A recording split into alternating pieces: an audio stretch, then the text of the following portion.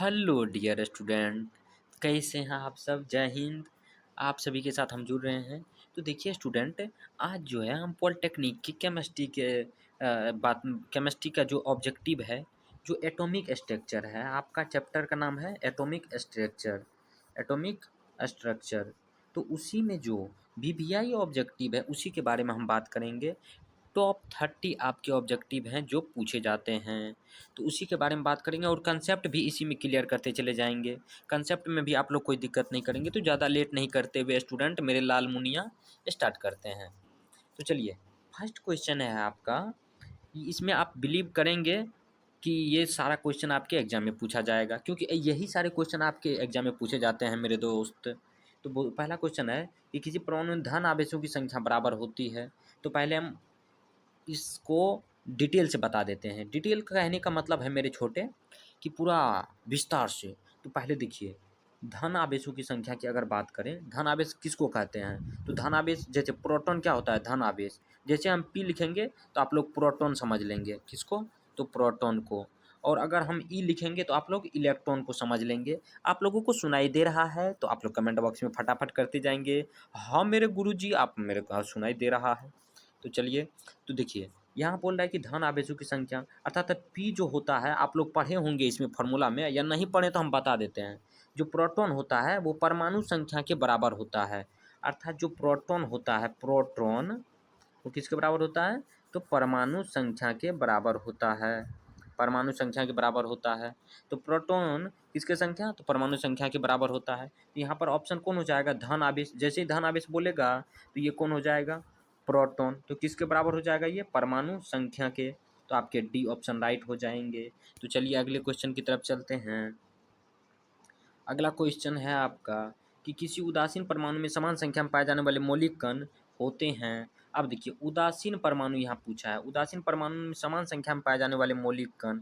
तो देखिए, समान संख्या, उदासीन परमाणु में अगर कोई भी चीज़ पाया जाएगा तो अब उदासीन, मान के उदासीन का मतलब हम समझा देते हैं पहले। उदासीन का मतलब कि कुछ भी नहीं है उसके पास।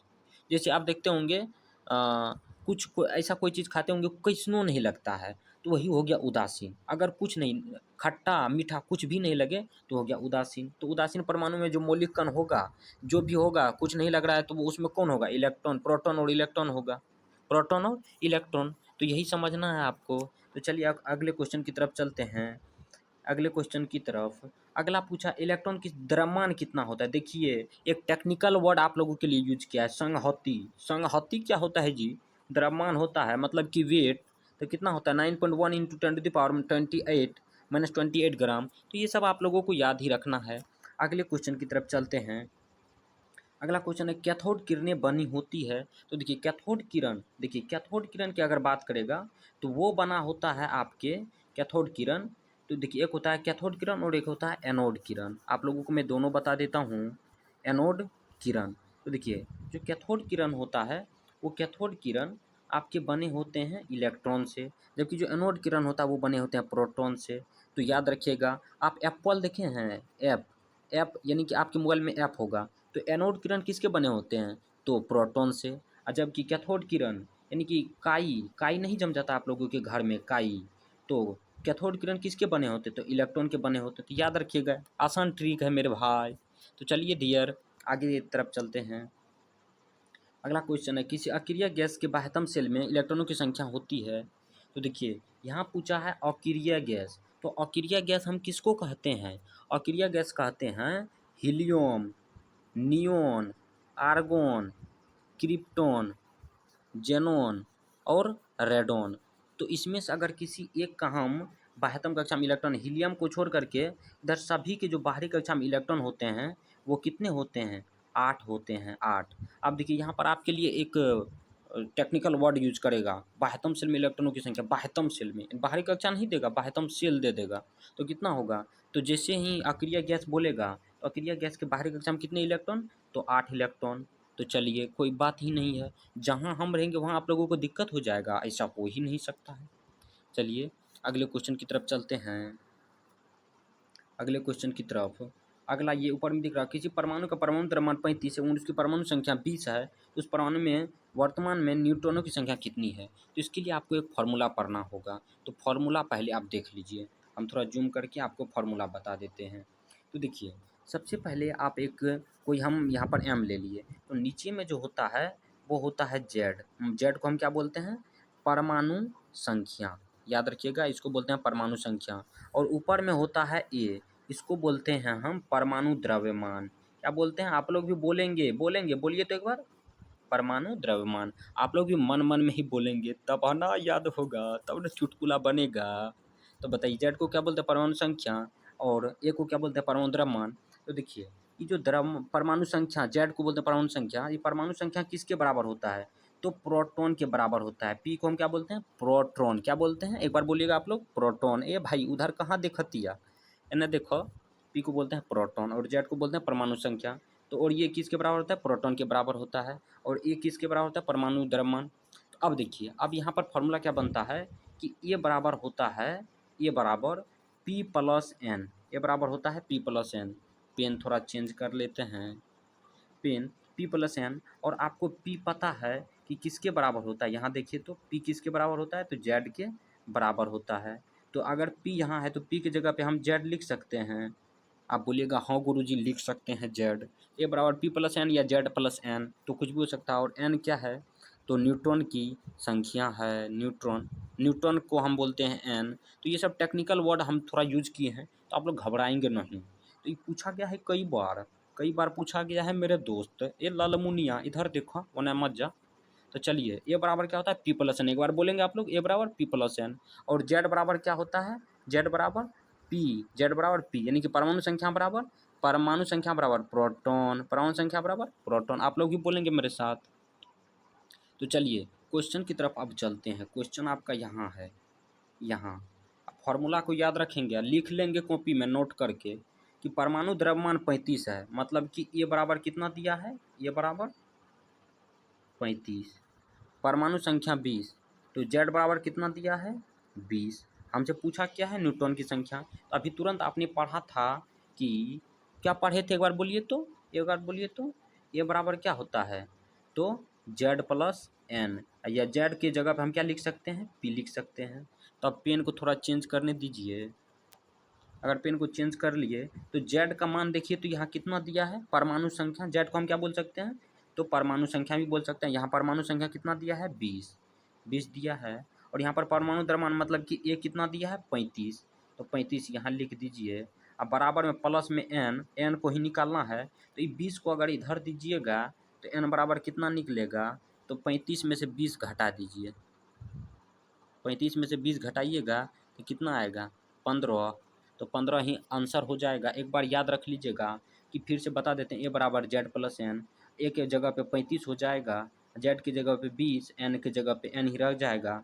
और एन बराबर फिर निकालेंगे तो 15 आ जाएगा। तो ये सब याद रखिएगा मेरे बाबू ललमुनिया, ना तो सिर्फ कॉले पर बतियाने पर न रहिएगा। तो चलिए अगला क्वेश्चन की तरफ, इसका आंसर देख लेते हैं एक बार। तो 15 नहीं दिखा यहाँ पर, खाली वही दिखता है। आप लोगों को बातें करिएगा, इधर भी देखिए। तो चलिए अगले क्वेश्चन की तरफ। अब देखिए कितना बेहतरीन क्वेश्चन आया है। पूछा गया है कई बार, एम सेल में इलेक्ट्रॉनों की संख्या होती है, यानी कि एम सेल, सेल मतलब क्या होता है? कक्षा। बाप रे बाप, कौन चीज़ यूज करल बारे? सेल मतलब होता है कक्षा। अब देखिए, कक्षा के कक्षा के मतलब हम समझा देते हैं। यानी कि देखिए, आपके बीच में क्या होते हैं? फिर से इसको डिलीट कर देते हैं। हाँ, यहाँ देखिए, यहाँ आपके बीच में होते हैं आपके, यहाँ पर प्रोटॉन और न्यूट्रॉन रहते हैं बीच में, ठीक। और इसके चारों तरफ इलेक्ट्रॉन चक्कर लगाते रहते हैं। तो इसी कारण से उन लोगों ने कहा कि कक्षा हो गया है, ये जो दिख रहा है ना, ये कक्षा हो गया, कक्षा। तो ये कक्षा का नाम दिया गया के।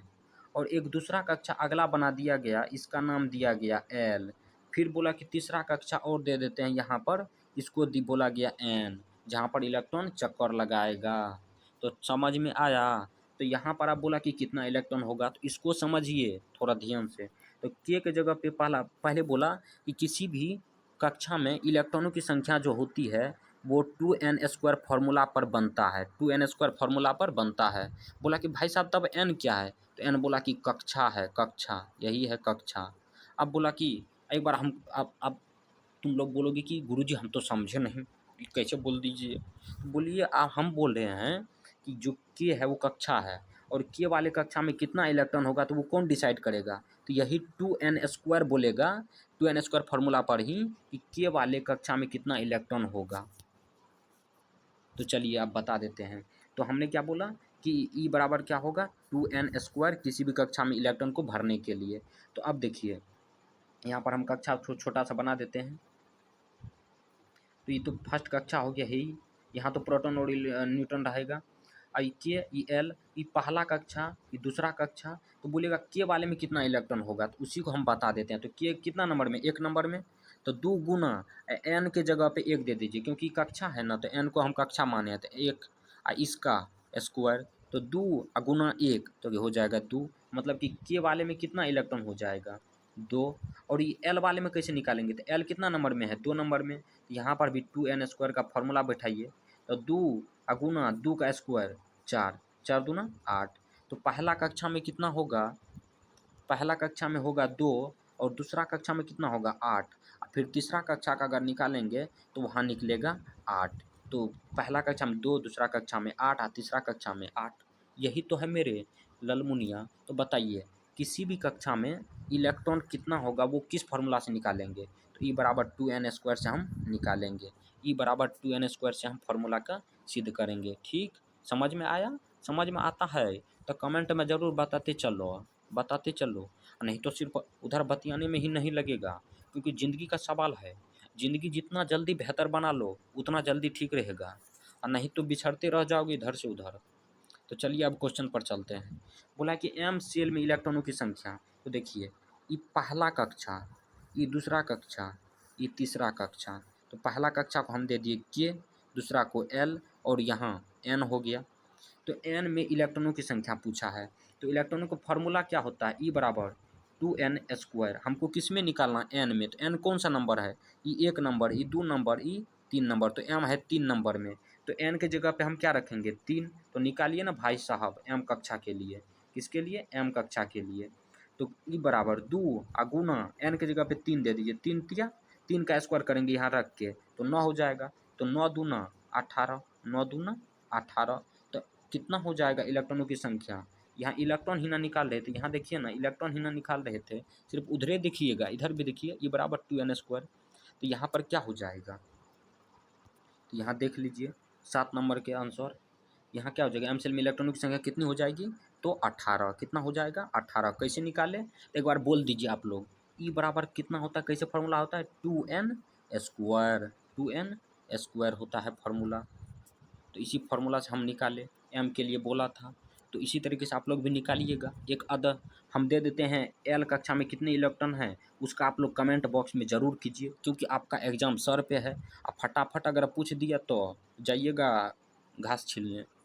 तो चलिए अगला क्वेश्चन की तरफ। अगला क्वेश्चन देखिए, अगला क्वेश्चन यही है। हेटर 8 नंबर क्वेश्चन करिए आप लोग।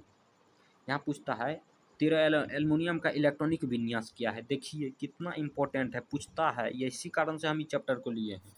अब इलेक्ट्रॉनिक विन्यास कैसे निकालते हैं गुरुजी? बोले कि हमको तो पता नहीं है।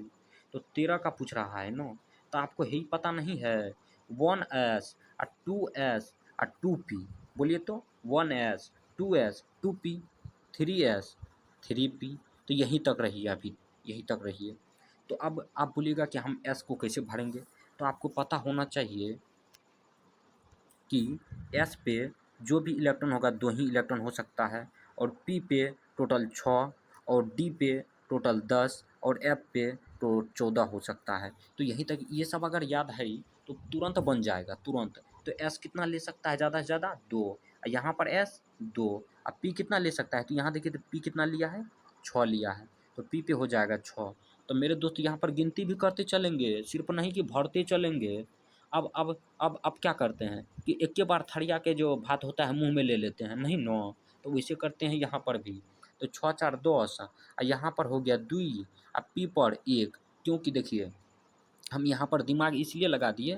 देखिए पी कितना लेता है? 6 लिया। यहाँ एस कितना लेता है? 2। तो पेन थोड़ा चेंज करने दीजिए मेरे गुरु। तो पी कितना, एस कितना लिया? 2। तो यहाँ देखिए 2 2 4 6 10 2 12 1 13, और यहाँ पर तो 13 का तो पूछा था मेरे गुरु। 13 एल एल्युमिनियम, तो 13 तो पुर गया। तो अब देखिए ये 2s2p को एक में रखिए और 3s3p को एक में रखिए, क्योंकि देखिए शादी होता है ना तो s और p मतलब पति पत्नी एक साथ रहते हैं, समझे। तो यहाँ पर दो, ये अकेला इसको अलग जोड़िए, ठीक। और ये 2s2p को एक साथ जोड़िए, तो 2s2p 6 2 8, 6 2 8। और ये 3s3p को एक साथ जोड़िए, ये खानदान वाला को एक साथ, तो इस पे कितना पावर था, 2 1 3, तो कितना कितना बन गया, 2 8 3। तो यहाँ पर गेज हो गया है, हम फिर से बता देते हैं, तो ये याद रखिएगा 2 8 3। तो चलिए पहले हम आंसर कर लेते हैं। तो 2 8 3 देखिए कहाँ है, यहाँ है। अब बोलिएगा फिर से बता दीजिए गुरुजी, हमको तो समझ में नहीं आया। इसको निकालने का ट्रिक है 1s 2s 2p 3s 3p। Okay, okay, एक बार बोल दीजिए आप लोग। तो वन कितना, एस कितना ले सकता है, तो हम अभी तुरंत बताए। एस आपका 2 ले सकता है, पी कितना ले सकता है 6, और डी कितना ले सकता है 10, और एफ कितना ले सकता है 14। तो यहाँ पर एस की अगर बात हो रही है तो वो 2 ले सकता है, और एस यहाँ पर 2 ले सकता है, पी 6 और ये एस 2। आप सावधान हो जाइए, यहाँ तक गिनती कर लीजिए पहले। तो 2 2 4 6 10 2 12, तो अब कितना तक जाना हमको, 13 तक ना, तो एक ही यहाँ पर देंगे 13। तो इसी कारण से अब ये दोनों ग्रुप को एक में जोड़िए, ये दोनों ग्रुप को एक में, इसको अलग। तो पहले अगर इसको जोड़े तो 2, और ये दोनों को अलग जोड़े तो 8, इसको जोड़े तो यहाँ हो गया, ये दोनों को जोड़े तो 3 हो गया, तो 2 8 3। तो आप किसी का भी निकाल सकते हैं। आप लोग 14Si होता है सिलिकॉन, आप लोग 14Si होता है सिलिकॉन, इनका निकाल करके कमेंट बॉक्स में कमेंट करेंगे फटाफट। तो चलिए अगला क्वेश्चन यही है आपके पास कि एक तत्व के परमाणु में 19 प्रोटॉन और 20 न्यूट्रॉन है, इसकी द्रव्यमान संख्या क्या होगी। इससे पहले हम तुरंत बताएं, देखिए आज तुरंत क्वेश्चन आ गया है, क्योंकि ये सब वीवीआई है, ये सब वीवीआई है, पूछा जाता है कई बार। तो देखिए तुरंत हम बना देंगे। तो आपको फॉर्मूला पता होना चाहिए सिर्फ कि ए बराबर क्या होता है, ए बराबर होता है पी प्लस एन। अब पी प्लस एन, ए को हम क्या बोलते हैं, तो परमाणु द्रव्यमान या द्रव्यमान संख्या, तो हम क्या बोलते हैं, द्रव्यमान संख्या। और पी को हम क्या बोलते हैं, प्रोटॉन, क्या बोलते हैं, प्रोटॉन। और एन को हम क्या बोलते हैं, न्यूट्रॉन। तो याद रखिएगा। तो ए का मान देख लीजिए, हम पेन चेंज करके मान रख देते हैं, आप लोग निकालिए। आप लोग भी जल्दी पेन पेन लीजिए, साइड में पेन रखा हुआ है आपका, पेन लीजिए जल्दी फटाफट। ए का मान कितना होगा, तो ए का मान, अब देखिए एक बार हम मिटा देते हैं फिर से, आप लोग एक बार देख लीजिए। ए को हम बोलते हैं द्रव्यमान संख्या, पी को बोलते हैं परमाणु संख्या प्रोटॉन, और एन को बोलते हैं न्यूट्रॉन। ठीक, समझ में आ गया। अब आगे हम चलते हैं। तो चलिए अब देखिए फिर से बता देते हैं। तो ए बराबर क्या होता है, पी प्लस एन। अब ए का मतलब तो हम समझा दिए आपको, तो कोई बात ही नहीं है। ए का मतलब होता है द्रव्यमान संख्या, और पी का मतलब होता है प्रोटॉन, और एन का मतलब होता है न्यूट्रॉन। तो यहाँ देखिए ए का मान, ए मतलब प्रोटॉन, द्रव्यमान संख्या पूछा है, और पी का मान कितना दिया हुआ, प्रोटॉन 19 दिया हुआ है, यहाँ देखिए ना 19। और एन कितना दिया हुआ है, एन मतलब न्यूट्रॉन, न्यूट्रॉन कितना दिया हुआ है 20। तो ए का मान कितना हो जाएगा मेरे दोस्त, ये लाल मुनिया बोलो ना, बोलते काहे नहीं हो। तो 20 19 कितना होता है, 39, कितना होता है 39। तो चलिए 39 यहाँ था। तो इस फॉर्मूला को याद रखेंगे। ए बराबर क्या होता है, पी प्लस एन। हमको पता है आप लोग नहीं पढ़ते हैं घर में, इसी कारण से हमको इतना मेहनत करना पड़ता है। और पी का मान, पी की जगह पर हम और क्या रख सकते हैं, जेड। तो इन दोनों को याद रखिएगा, पी बराबर जेड भी होता है। जेड को क्या बोलते हैं, एक बार आप लोग कमेंट में ऐसे लिख देंगे कि जेड को सर, हम जेड को बोलते हैं परमाणु संख्या, पी को बोलते हैं प्रोटॉन, एन को बोलते हैं न्यूट्रॉन, ए को बोलते हैं हम सर द्रव्यमान संख्या। आप लोग कमेंट बॉक्स में तुरंत लिख देंगे। तो चलिए अगला क्वेश्चन देखिए कितना इम्पोर्टेंट है। वैसा तत्व तत्व जिनकी परमाणु संख्या समान परंतु द्रव्यमान संख्या भिन्न होते हैं क्या कहलाते हैं। द्रव्यमान संख्या भिन्न होते हैं, द्रव्यमान संख्या भिन्न है तो क्या कहलाएंगे। अब देखिए आपको पता होना चाहिए कि दो तत्व है, मान के चलिए यहाँ है कार्बन और यहाँ पर भी है कार्बन। यहाँ कार्बन है 18 40, और यहाँ है 20, सॉरी, यहाँ मान के चलिए कार्बन, यहाँ है 6 12, और यहाँ है 6, और यहाँ है 13। तो यहाँ पर इसको हम क्या बोलते हैं, इसको बोलते हैं, नीचे में जो रहता है उसको हम बोलते हैं परमाणु संख्या, याद रखिएगा। नीचे में जो रहता है उसको बोलते हैं परमाणु संख्या, और ऊपर में जो रहता है उसको बोलते हैं हम द्रव्यमान संख्या। तो यहाँ क्या बोला है, यहाँ बोला गया है परमाणु संख्या समान है। ये दोनों परमाणु संख्या है ना, समान है, समान है। परमाणु द्रव्यमान भिन्न है, ये दोनों अलग अलग है। देखिए 12-13 है, अलग अलग है। तो कैसे, तो उसको हम क्या कहते हैं, तो समझिए थोड़ा। परमाणु संख्या है ना, परमाणु संख्या समान है। परमाणु संख्या क्या है, समान है। तो परमाणु संख्या अगर समान रहता है तो संख्या लास्ट में है तो उसको बोलिएगा समस्थानिक। उसको क्या बोलेंगे, समस्थानिक। तो इसका आंसर क्या हो जाएगा, समस्थानिक। मतलब परमाणु संख्या समान है तो इसी कारण से इसको हम बोलते हैं समस्थानिक। अब देखिए, जब यहाँ पर परमाणु द्रव्यमान मतलब कि यहाँ ए कोई दे देता, ए तत्व यहाँ पर दे देता आपका 6 और यहाँ दे देता 12, और यहाँ पर दे देता बी तत्व, यहाँ दे देता 7, यहाँ दे देता 12। मतलब कि इसका भी परमाणु संख्या, देखिए परमाणु द्रव्यमान ऊपर वाले को बोलते हैं, ये भी समान है और ये भी समान है। जब ऊपर वाला समान, तो हम इस ऊपर वाले को परमाणु भार भी बोलते हैं। तो जब ऊपर वाला समान, उसको बोलेंगे हम समभारिक। क्या बोलते हैं, समभारिक। मतलब कि परमाणु भार बराबर है तो समभारिक। ठीक, तो ये हो गया। तो ये सब याद रखिएगा, जब परमाणु संख्या समान तो उसको हम क्या बोलेंगे, समस्थानिक। क्या बोलेंगे, समस्थानिक। तो ऐसे भी याद रखेंगे, परमाणु संख्या, संख्या लास्ट में मतलब कि 100 है तो 100 से हम क्या बोल देंगे, समस्थानिक। क्या बोलेंगे, समस्थानिक। चलिए अब अगले क्वेश्चन की तरफ चलते हैं। अब देखिए ये कितना इंपॉर्टेंट का क्वेश्चन है कि निम्नलिखित में से कौन सा गुण न्यूट्रॉन का नहीं है, न्यूट्रॉन का नहीं है, न्यूट्रॉन का नहीं है। याद रखिएगा मेरे दोस्त, आप लोग एग्जाम में इसी को गलती करते हैं, इसी कारण से मुझे मेहनत करना पड़ रहा है। ऐसा नहीं है कि आप लोग टैलेंट है, ये बात सही है, लेकिन थोड़ा मोड़ा गलती कर देते हैं। न्यूटन का गुण नहीं है तो न्यूटन उदासीन है। ये बात तो सबको पता है कि न्यूटन पर जीरो चार्ज होता है। तो जीरो जिस पर चार्ज मतलब कि किसी के पास कुछ रुपया ही नहीं है तो वो तो उदासीन ही ना होगा मेरे भाई। न्यूटन का द्रव्यमान प्रोटॉन के द्रव्यमान के बराबर होता है। न्यूटन परमाणु के नाभिक में स्थित रहता है, ये तो सही है, नाभिक में रहता है। न्यूटन के द्रव्यमान प्रोटॉन के द्रव्यमान का 140 गुना है। तो ये बात सही है कि न्यूटन जो होता है वो सबसे भारी होता है, और भारी होने के कारण ये क्या होता है, तो इसका द्रव्यमान भी सबसे ज़्यादा होता है। लेकिन यहाँ पर बी गलत होगा, न्यूटन का द्रव्यमान प्रोटॉन के द्रव्यमान के बराबर नहीं होता है। न्यूटन प्रोटॉन के बराबर नहीं होता, जबकि न्यूटन सबसे भारी तत्व है, न्यूटन सबसे भारी तत्व है, याद रखिएगा। अब अगला क्वेश्चन देखिए, अगला, प्रोटॉन सदृश होता है। अब देखिए आप प्रोटॉन के बारे में क्या पढ़े हैं कि प्रोटॉन कैसा होता है, तो ये पॉजिटिव होता है। कैसा होता है, पॉजिटिव होता है। और इलेक्ट्रॉन कैसा होता है, तो निगेटिव होता है। तो प्रोटॉन अगर पॉजिटिव है, अगर प्रोटॉन पॉजिटिव है तो वो किसके बराबर होगा, तो आप पॉजिटिव इसमें से देखिए किस कौन होता है, तो आप देखते होंगे हाइड्रोजन परमाणु के नाभिक के। हाइड्रोजन परमाणु के नाभिक का क्यों बात हुआ, क्योंकि 1H1, इसी कारण से हाइड्रोजन परमाणु के नाभिक का बात किया गया है। नाभिक में क्या होते हैं, न्यूट्रॉन और प्रोटॉन होते हैं। ठीक, तो ये याद रखिएगा, क्योंकि प्रोटॉन इसका भी 1 है और प्रोटॉन भी पॉजिटिव होता है और ये भी पॉजिटिव है, तो इसी कारण से वो इसके बराबर होता है। अब अगला क्वेश्चन देखिए, न्यूट्रॉन के, थोड़ा जूम कर देता हूँ, ओके। न्यूट्रॉन के आविष्कारक थे, न्यूट्रॉन के आविष्कारक कौन थे, यानी कि आविष्कारक का मतलब होता है खोज किसने किया था। तो एक ट्रिक याद रखिएगा, ईटा पर नाच। तो देखिए ई मतलब हो गया इलेक्ट्रॉन, तो इलेक्ट्रॉन की खोज किसने किया, जे थॉमसन ने। प मतलब हो गया प्रोटॉन, प्रोटॉन की खोज किसने किया, रदरफोर्ड ने, हालांकि आइंस्टीन का भी नाम आता है यहाँ पर। और नौ मतलब होता है न्यूट्रॉन, नौ मतलब होता है न्यूट्रॉन, न्यूट्रॉन। तो न्यूट्रॉन की खोज किसने किया था, च मतलब होता है चेडविक, च मतलब होता है चेडविक, चेडविक। तो न्यूटन की खोज किसने किया, चेडविक। इसका ट्रिक बताइए एक बार बोलिए, तो ईटा पर नाच।